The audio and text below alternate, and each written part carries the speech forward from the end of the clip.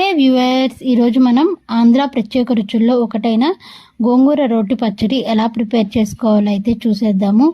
తినే ప్రతి ముద్దలోనూ ఆ గోంగూర ఫ్లేవర్, ఉల్లిపాయ ఫ్లేవర్ తగులుతుంటే నిజంగా అండి ఎంత బాగుంటుందో. ఫస్ట్ ఒక గిన్నెలో వాటర్ అయితే తీసుకొని 1/2 కిలో పచ్చిమిర్చి అయితే వేసుకొని 5 మినిట్స్ అయితే ఉడకనివ్వండి. నేను 2 కట్టల గోంగూర తీసుకున్నాను. దానికి 1/2 కేజీ పచ్చిమిర్చి అయితే సరిపోతుంది. మనకి పచ్చిమిర్చి కారాన్ని బట్టి ఉంటుందండి, మనం ఎన్ని మిర్చి అయితే వేసుకోవాలో అనేది. ఇన్ కేస్ మీకు పచ్చిమిరపకాయలు కారం తక్కువ ఉంటే కొంచెం ఎక్కువైనా వేసేసుకోవచ్చు. ఈ రెండు బాగా ఉడికిపోయినాయి చూసారా. ఉడికిపోయినప్పుడు స్టవ్ అయితే ఆఫ్ చేసేసుకొని చల్లారనివ్వాలి. ఇంకా పదండి రోటి దగ్గరికి అయితే వెళ్ళిపోదాము.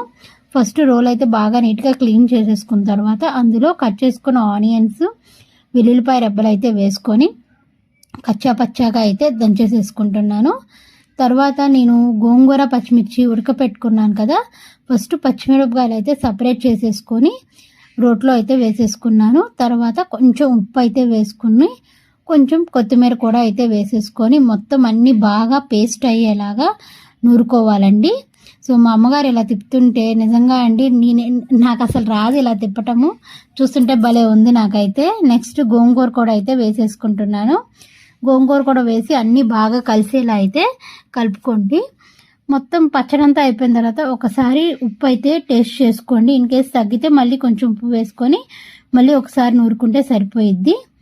ఇప్పుడు ఈ గోంగూర పచ్చడికి పోపే మెయిన్ అండి. ఫస్ట్ ఆయిల్ అయితే వేసేసుకున్నాను కదా, ఆయిల్ బాగా కాగిన తర్వాత పోపు దినుసులు అయితే వేసేసుకున్నాను. పచ్చనిపప్పు కొంచెం ఎక్కువగా వేసుకోండి. ఈ గోంగూరలోకి పచ్చనిపప్పు టేస్ట్ అయితే చాలా బాగుంటుంది. తర్వాత పోపు బాగా వేగిన తర్వాత రోట్లో నూరుకున్న గోంగూర పచ్చడి కూడా ఇందులో వేసేసుకొని ఒక 5 to 7 మినిట్స్ అయితే ఉడకించుకోండి. అంతేనండి, మన గోంగూర పచ్చడి అయితే రెడీ అయిపోయింది. బాయ్.